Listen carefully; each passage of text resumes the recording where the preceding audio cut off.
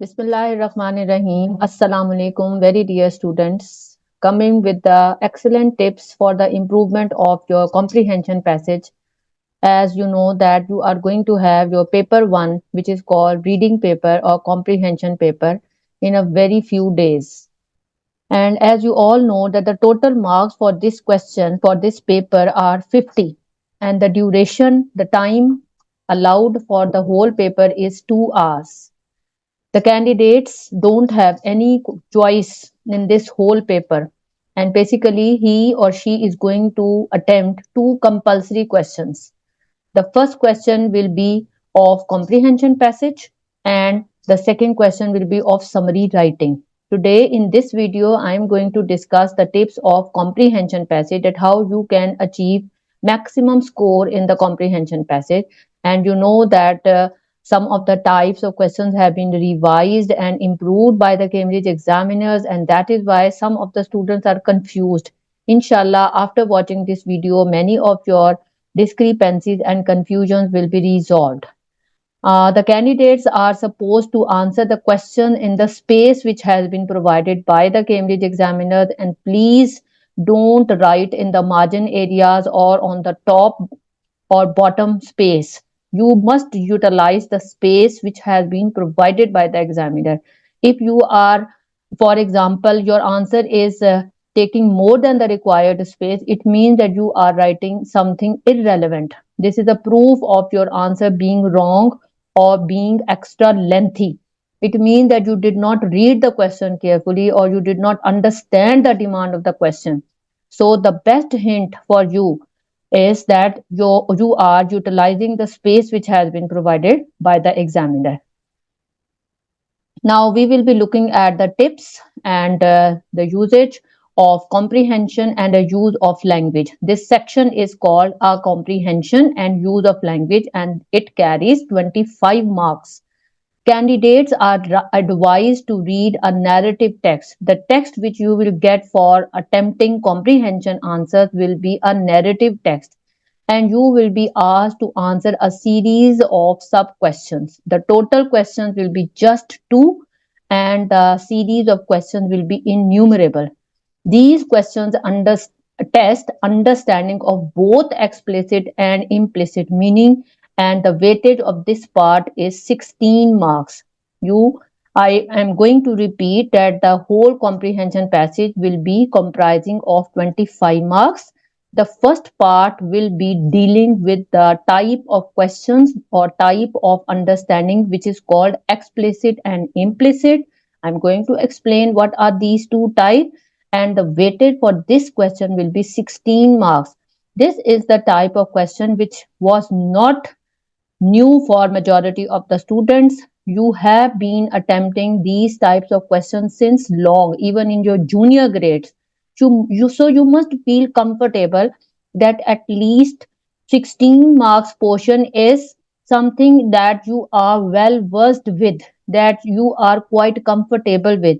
And as majority of you would already know that explicit means the surfacery type of questions which deal with the superficial meaning of the context, which deal with the vivid meaning of the text. And this is also called R1, meaning when you are able to understand the superficial meaning of the question, it means that you are attempting this assessment objective, which is called R1.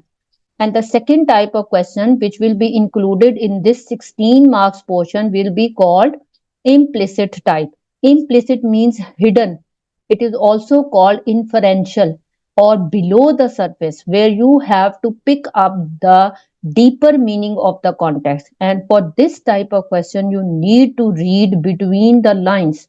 Reading between the lines means that you have to understand that why the writer, for example, what the writer is trying to convey to us, not through direct hints, but through subtle hints.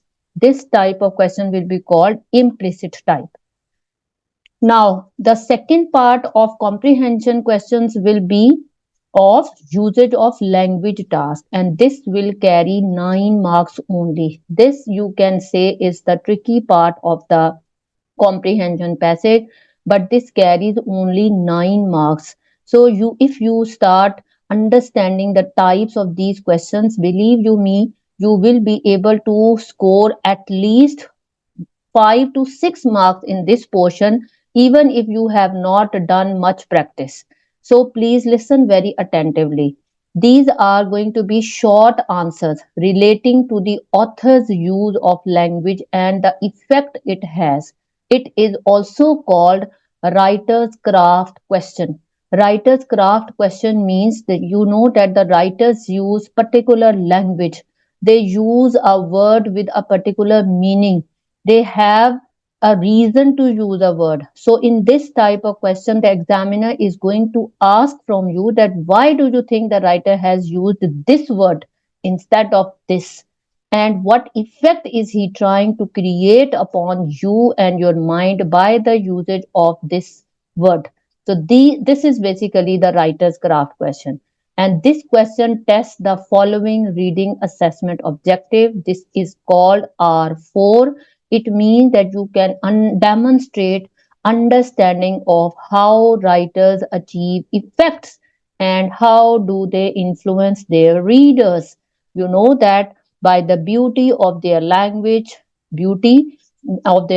sometimes they create a particular effect. That effect can be of horror, that effect can be of surprise, that effect can be of wonder, whatever feeling they want to create in the context. This is called writer's craft question. It has only 9 marks. Now, what are the tips to improve question? I will be coming to the both the questions individually as well, but let's have a general scenario of how you can improve your comprehension.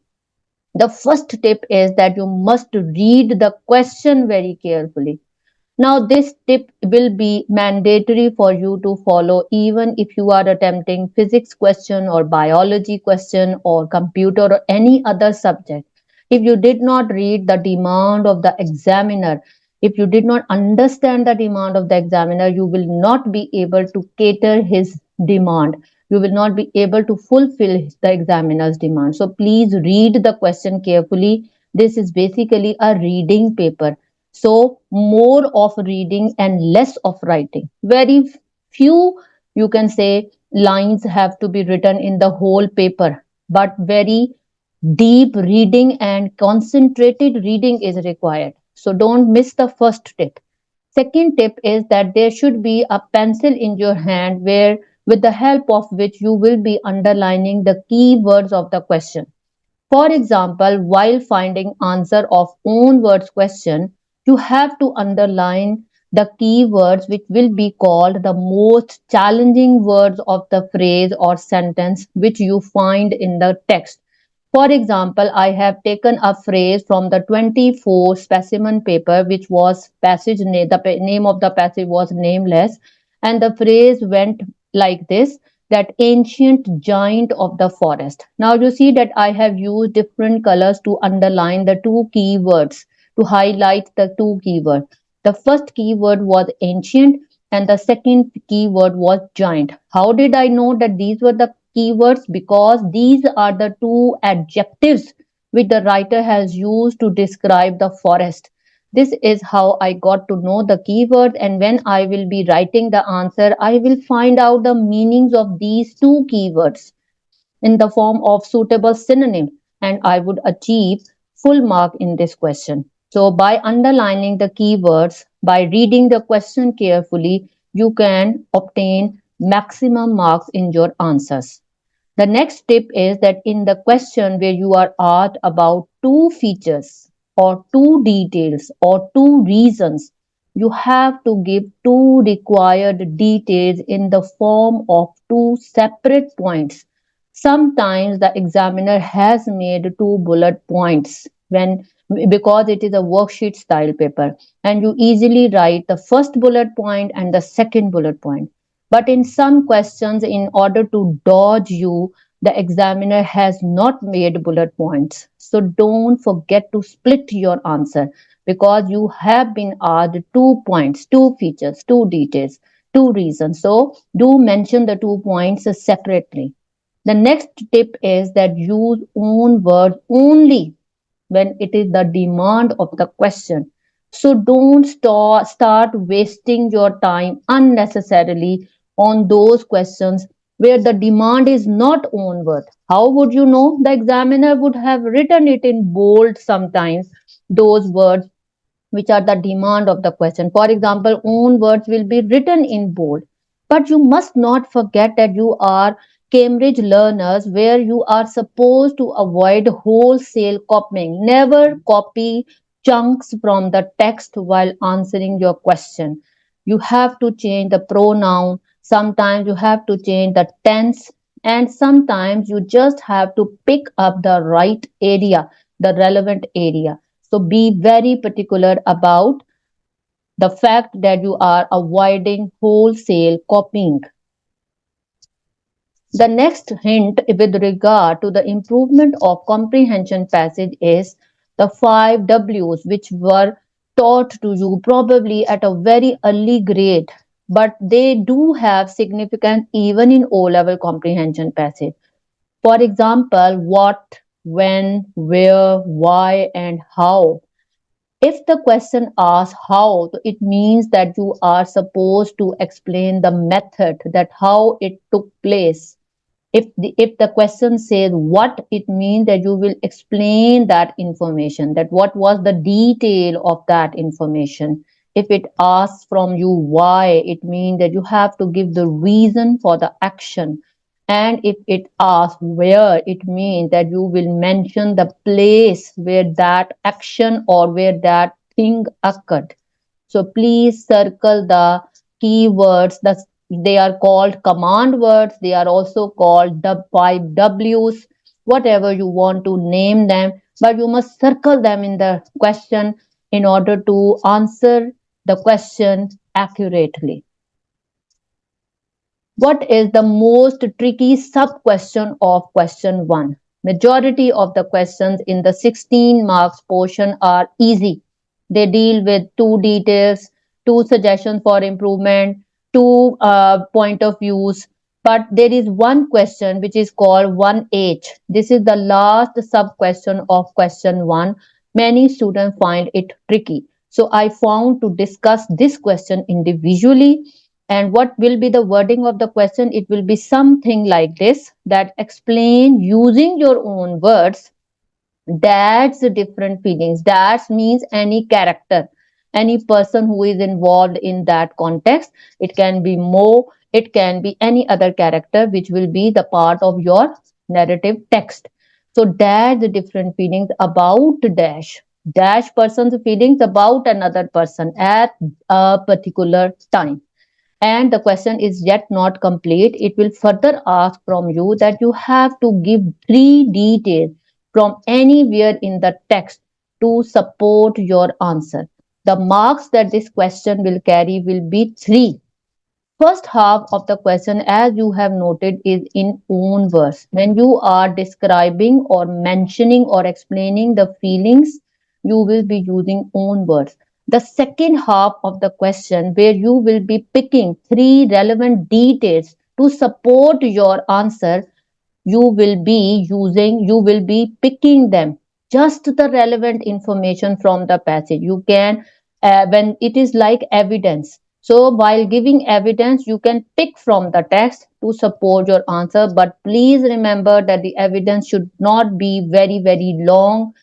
Don't copy complete sentence, otherwise space management problem will occur and the examiner will not appreciate those answers which will be doing wholesale copying. So always pick up the gist, the main idea, the relevant phrase which will support the feelings which have been asked in this question.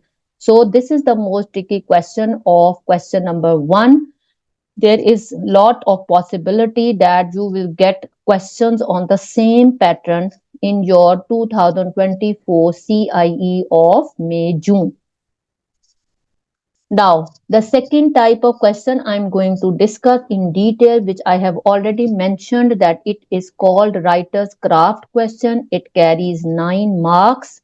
And what kind of questions you can be asked under this category? For example, Why does the writer use a particular word at a particular place? The example I have quoted here, the boy devoured the food placed in front of him.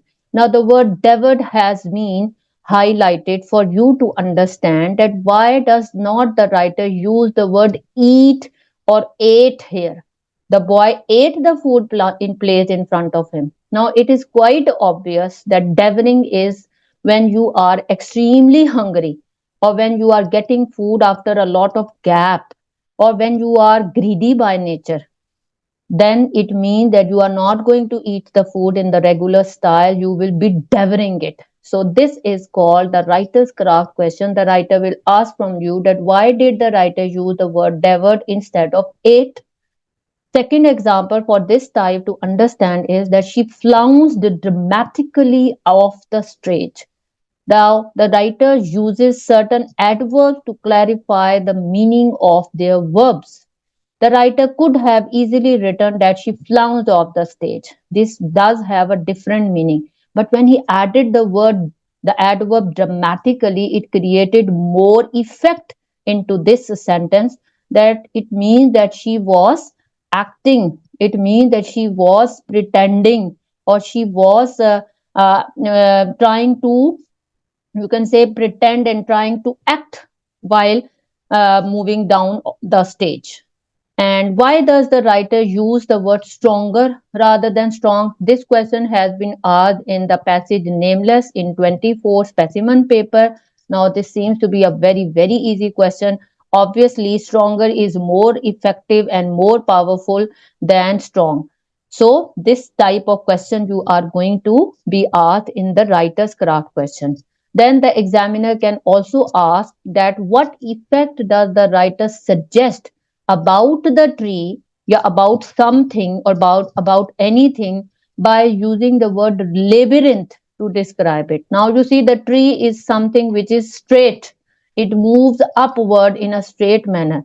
But when I say that the tree is labyrinth, it means that the writer is trying to convey the effect that it was not straight, it was maze like, it was confusing, it was zigzagging, it was not easy to climb. You can even write this. So it means that just by concentration, you can easily understand the writer's craft question and you can attempt its correct answer.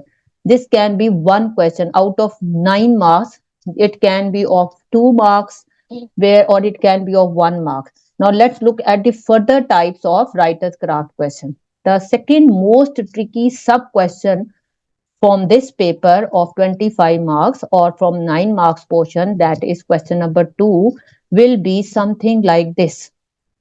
Identify one example from the given text of how the writer uses language effectively to convey a writer's character's feelings before a particular situation or after a particular situation. Most of the questions would have after. You have to circle this word, whether the situation was before that or after that. And now the text will be given in the question, and you will have to just pick up the example, only one example. Don't write more than one example, because you are always advised to follow the rubric. Don't try to impress the examiner by giving extra answers. He will not check extra answer, he will check only the first correct answer, whether it is correct or not. He will check the first answer. What kind of figures of speech can be asked in this example question? You should be familiar with these 5 types. I have just mentioned 5, which are the most basic and common types of figures of speech, which have already been discussed even while we were discussing descriptive essay. So many of the students would be already familiar with them. Now let's look at the examples of these figures of speech. For example, the first example, he felt as though the world had ended when his mother refused to buy him a new phone. Now you see that the purchase of new phone, is it a source of so much pleasure that the world became live for him? And now the world has ended just because he was unable to purchase a mobile phone because his mother did not allow him to buy a mobile phone. This is an exaggerated version of saying something that he loved mobile phone too much. And this is called hyperbole. This means an exaggerated version of something. For example, when you say that a person, God forbids, is on deathbed, instead of saying that he is very ill. This is also an example of hyperbole. The second example that you can understand in order to understand personification is that the tree's skeletal arms seemed to be reaching into the inky night sky. Now you see what kind of language the writer has used. Now is the tree a human being that it does have arms and that too skeletal? It means very thin arms are there, and because the branches of the tree are thin, that is why they have been compared with a skeletal. And here the tree has been boldly compared as if it is a human being. So that is why when a non-living thing is given the characteristics of a living thing, we call this personification. So this will help you understand if some such kind of example is there, you can easily pick the example and then you will explain the figure of speech and explain that why has the writer used this, what was he trying to convey. The third figure of speech, as it slithered softly and slowly towards her, she sensed its presence. Now, the sound which you are consistently hearing while I was reading this sentence was that of S. Slithered softly, slowly, sensed presence. This is called alliteration, the repetition of a certain letter in a particular sentence or in a particular phrase. For example, I discussed the example of towering tall trees while describing descriptive phrase with you. Next example that you can concentrate upon is he looked as joyous as a spring day when he heard the good news. Now, as and like are the two hint words for you that it is a simile. This is the kind of figure of speech with which you are all familiar. This is the most easy. Wherever you find a comparison, and the comparison is a little bit weak because the words as or like have been used. And when the words as or like are not there and the comparison is bold, then we call it metaphor. And in the next example, and which is the last example of this discussion, the example says the moon was a ghostly galleon floating across the sky. Now you see, the moon was not compared with the galleon, which means a sailing ship. No as or like have been written, but it has been boldly compared as if it is a sailing ship. And the moon is floating across the sky instead of across the sea. So this is called metaphor, and it's this sentence also has alliteration as you can see in the ghostly galleon. Now when the examiner will ask this kind of question from you, instead of writing the complete sentence, I will just pick up the phrase. For example, ghostly galleon I can pick, or slithered softly I can pick, or trees skeletal arms I can pick, or uh, you can say that he felt as though the world had ended when his mother refused to buy him a new phone. So I picked up the phrase instead of giving the complete sentence. So this will help you improve your question number 2E. There are some more tips which I want to share with you for the improvement of 2E, which many students find difficult. The example which you will offer needs to be focused. It should not be very lengthy, as I have already mentioned, and it should be focused. And focused means that you have to explain it thoroughly as well. Without explanation of exactly how the writer is using language, there will be incomplete evidence of understanding. If you did not explain it, so the partial explanation will have just 1 mark. And if you will give complete explanation, the examiner will give you 2 marks. And 1 mark will be there for the right picking up of the example. This is how this question will be marked. You must avoid whole sentence as an example. Instead, separate the individual image, just as I have mentioned previously. Whole sentence from the text may dilute, it will weak, it will weaken the evidence of understanding in a selection. Careful, because the examiner will appreciate when you will hit the nail on the right place, that is the head, and you will just pick up the relevant phrase instead of quoting the whole sentence. He will be appreciating that you knew about alliteration, you knew about metaphor or simile. Careful and precise explanation of meanings of individual words in context would be helpful in explaining images, and this will help you achieve full marks. So this is all with regard to the tips of comprehension. Briefly, I am just going to give you 1 minute recap. Number one, read the question carefully. Number two, avoid lengthy answers, because the main tip is to write brief and precise answers and utilize only the space which has been provided by the examiner to write down that answer. And the next tip is that you should be able to understand the question and the demand of the examiner by underlining the keywords or the command words. And also look at the marks that the question is carrying. If it will be carrying 2 marks, it means two details have to be written in 2 points. And if it is carrying 3 marks, it means that 1 mark is for the example and 2 marks are for the explanation of that example or for clear evidence of that example. As in question number 1H, you will be giving evidence, and in 2E, you will be given explanation. And for incomplete answer, the examiner will give you 1, and for complete explanation, he will award you 2 marks. And don't forget to practice at least 2 comprehension passages. If you can attempt 3, that will be excellent. Of from 0500, because you know that your English syllabus has been converted to IGCSE. So if you want to practice, you should attempt and you should go for 0500.